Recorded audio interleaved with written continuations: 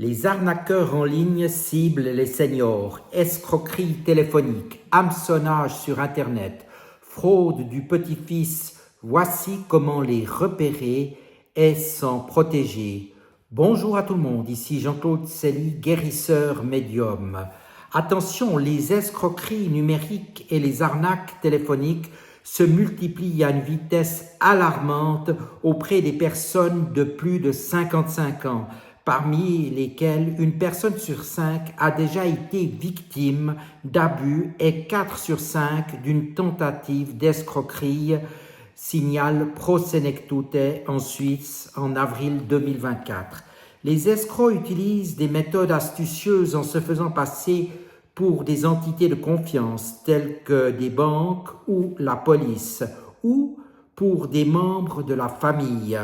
Que ce soit par téléphone ou par courriel, ils utilisent des discours crédibles, mettent la pression sur leurs victimes ou font planer la menace de graves conséquences. Le but est d'obtenir des données sensibles ou de soutirer de l'argent.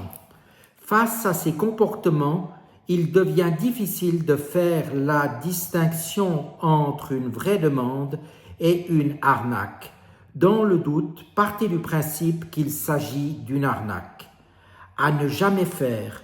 Pour se protéger, il est important de ne jamais transmettre d'informations bancaires ou personnelles à un interlocuteur inconnu. Les malfaiteurs font la promotion des plateformes d'investissement par courriel ou via les réseaux sociaux, parfois en mentionnant des médias sérieux comme la RTS, Radio-Télévision Suisse, qui n'ont rien à voir avec cette démarche. En cas d'inscription sur l'une de ces plateformes, la victime est contactée sans retard afin de tenter d'obtenir le versement rapide d'une somme d'argent qui serait destinée à être investie dans des produits financiers. Une fois versé, l'argent disparaît tout simplement. Si vous êtes victime, n'ayez pas honte. Parlez-en immédiatement à vos proches, à votre banque ou votre organisme de crédit. Cessez tout contact avec l'interlocuteur. Une plainte pénale détaillée et documentée doit être déposée dans un délai de 3 mois auprès du ministère public. Dans le cadre de la plainte, il est important de se porter partie civile afin de solliciter le remboursement du dommage. Pensez à contacter votre protection juridique ou solliciter les services d'un avocat dont l'intervention vous garantira le respect des formalités et la saisie de la bonne autorité. Il sera également votre interlocuteur pour vous assister tout au long de la procédure.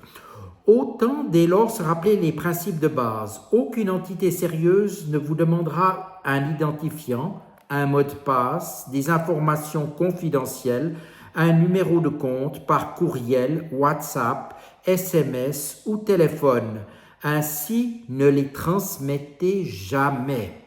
Saisissez manuellement l'adresse de votre e-banking dans votre navigateur sans rechercher cette page sur un moteur de recherche.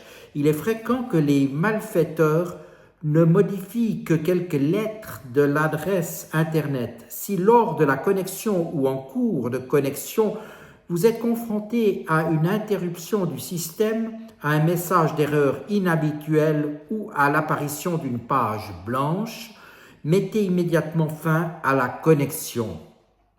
N'utilisez votre e-banking qu'à partir d'appareils connus et sécurisés. Ne vous y connectez en aucun cas au moyen d'un ordinateur dans un hôtel ou un aéroport.